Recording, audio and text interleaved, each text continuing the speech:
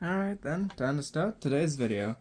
Today, I'll talk about women and men in politics. Now, when I refer to this, I'm referring to general stances that women and men seem to lean to when it comes to politics without going into the basics. Like, for example, great, more women tend to support feminism than men. Shocking.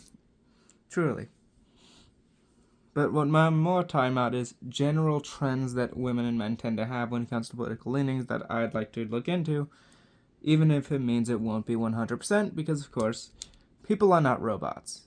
Now, this is not to discriminate or diminish any particular gender, for one simple reason. All to the machine of society. I want as many people efficient as possible, so I have no interest in such demonization. But let's get back to the point. So, in terms of how women and men believe politics to be, one thing I have noted is a general difference in belief, particularly around one thing: compassion. Compassion is far more common with women in politics than men. They're not quite callous, but they're more stoic in terms of how they tend to deal with things.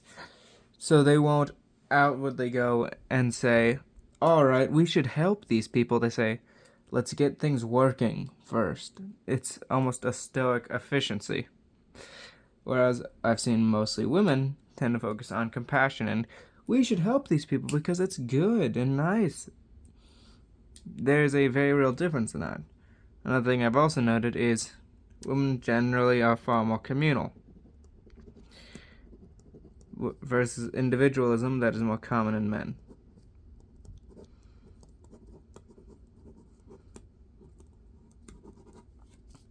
This is particularly interesting as it results in women tending to go to more authoritarian solutions because they believe things should be done on a communal systemic level in order to fix problems. Essentially, they scale things up to the group and attempt to fix it that way rather than breaking it down to individuals and solving it through that method. This is why, as in particular, women tend to support nationalized healthcare plans. Now, not all women do, but it's a general trend I have noticed. Furthermore, it also explains where the compassion comes from, because they're essentially looking at things from a communal perspective. Whereas men, looking at it from a more individualistic perspective, tend to focus on stoicism and essentially just saying, alright, we can't do all of this, so let's just set the board so that people can make their own wise decisions. This is just a general trend, of course, but it is very real, and I have noticed a very real tendency towards authoritarianism from females especially.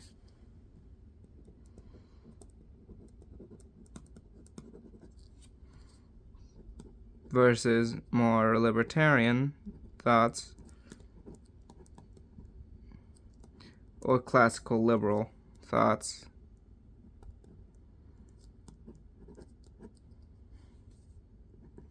from men.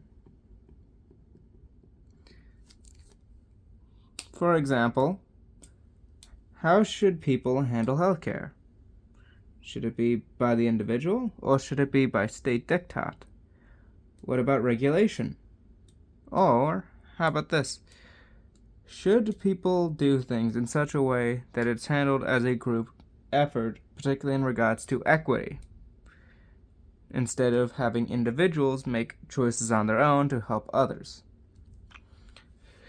From what I've generally observed, women tend to be more on the authoritarian side. In fact, I'm going to check something real quick. Not for this, but rather, I would like to get some voting statistics from an important election and see if it fits. I know it does, but I would like to make sure I quote it properly. I looked it up and the number appears to be about 6 million. Now, what does that 6 million represent? 6 million was the amount of women who voted for Hitler in the 1932 election. Specifically, they voted for the Nazis.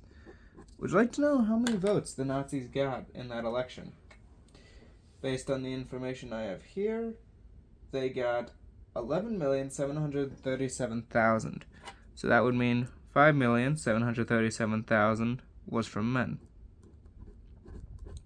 Now, one would think, given the hyper-masculinity the Nazis often presented and their arguments for a lot of very, shall we say, masculine ideas, go to war, get vengeance, that sort of thing, we said see women going out en masse to vote for someone who straight up promised to put them back in the hearth and home.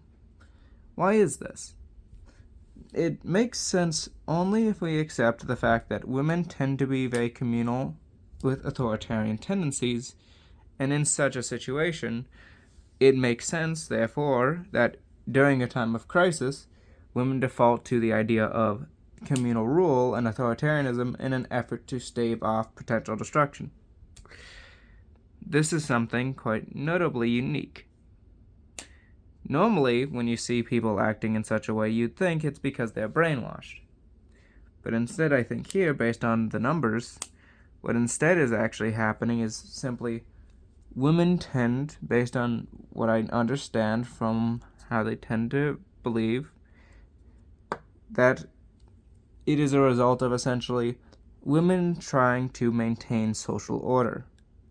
Social order and community is important to women, and so any idea that can be used to essentially maintain that community, be it traditional or otherwise, is viewed as a necessary step. The Nazis essentially promised them, women, if you vote for us, we'll make sure your culture is acceptable, your honor as a nation is restored, and you can be happy. As a result, many women supported them. From the appearance of things, that would indicate, at least to some degree, that these observations aren't merely surface level. Now, I could just be swinging out right here, but it is something I've noticed. And if that is the case, what does that mean? Women seem to put more focus on compassion to a group rather than pragmatic individual decision making. It is better, in many women's eyes, to help people regardless of any potential consequences in the name of the group. And so authoritarian tendencies often are used because the most efficient ways to achieve such things are, by force. Men, meanwhile, tend to focus on more just stoic belief systems where emotion is not as focused in on, and instead, the individual is looked to as essentially a way to solve the problem. Because a lot of men tend to like the idea that they can come in and fix things, and so individualism tends to be promoted. This leads to more libertarian and classical liberal beliefs where, while the state may exist in the classical liberal sense, or is almost abolished in the libertarian sense, excuse me for that, it is not the case that they support the state being strong. They, in essence, look to these models and say, sure, it's not perfect, but I get to be me and support my power. Now, by the way, for those curious about where I got those voting numbers, that would be Statistica for the total votes received by each major party in the elections of November of 32, which is the election many think of. And as for the situation with the exact female numbers, that would be history in the margins, a woman's right to vote in Germany's 1932 presidential elections. So, yeah, that's squared away now. But back to the point. From the observations I have made, and from basically trying to reason and figure this out, women are basically group-oriented. How that group is united depends. Tradition, equality,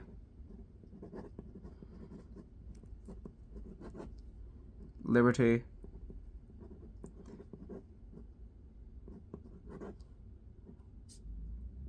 or benefits. Whatever justification there is to support group action. Whereas men tend to be more focused on the individual.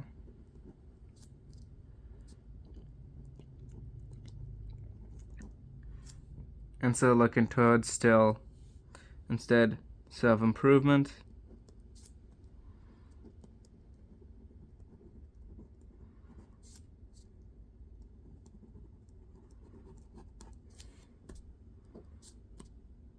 Behavior adjustment.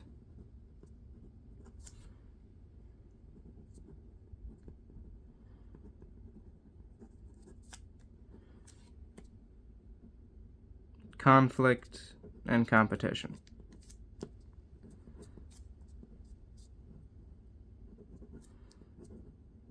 Because while, yes, conflicts can be competitions, competition is not always conflict.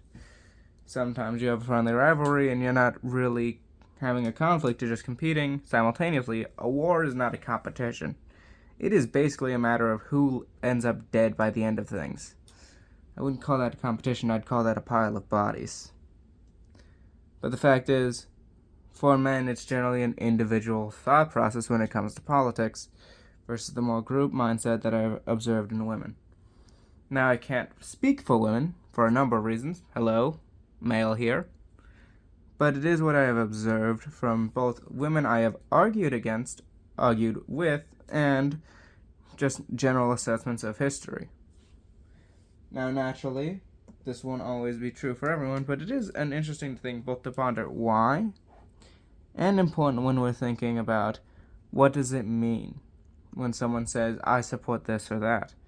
Because it would explain why women tend to have a predisposition to left-wing authoritarian parties, while men tend to have an interest in more right-wing libertarian parties.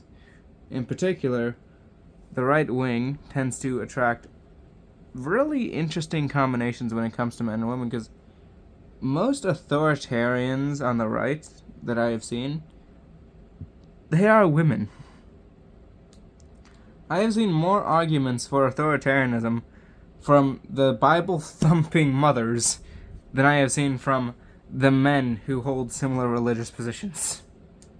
It is truly amazing that.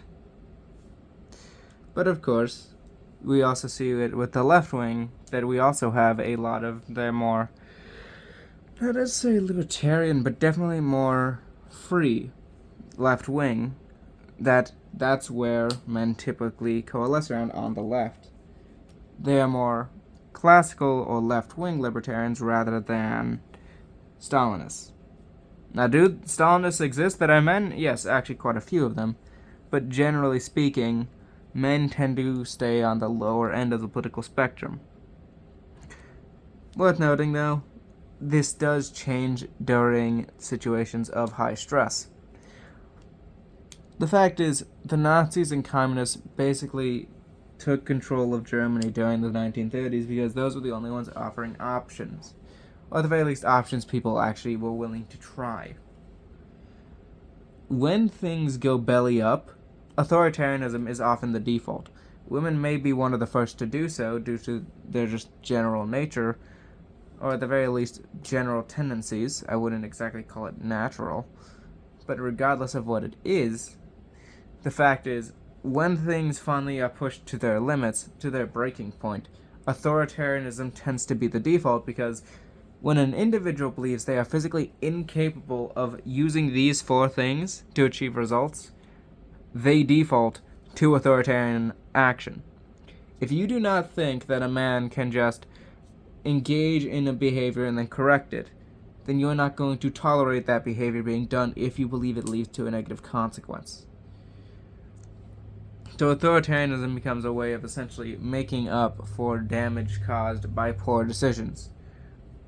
Biden is seen as bad for the economy. People default to Trump, who goes quite a bit more authoritarian, especially compared to his first term.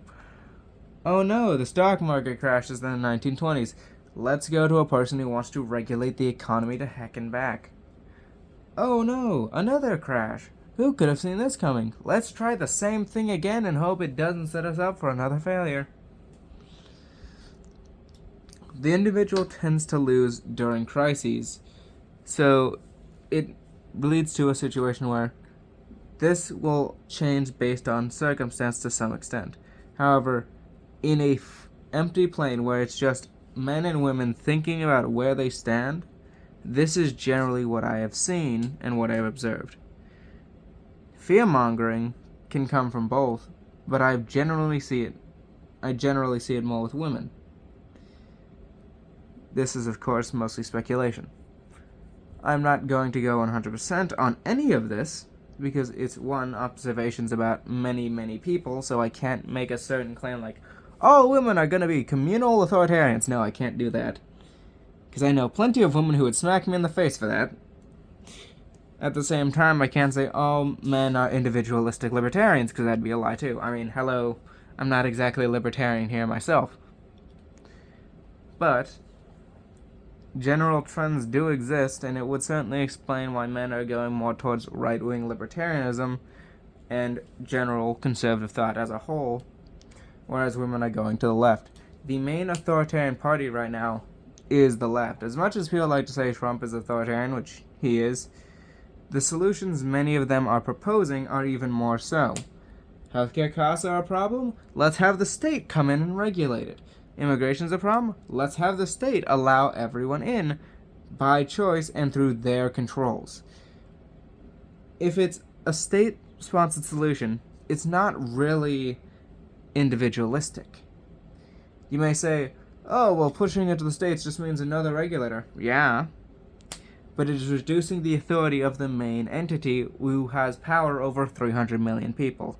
It is still less authoritarian than concentrating it in the largest military's hands. I'm sorry, but saying let's put any industry under the control of an entity which controls the largest military on the planet in terms of spending and power is not libertarian or even individualistic in any sense. But then again, now I'm just rambling, so I'll finish it off, and you can have a good day. Goodbye.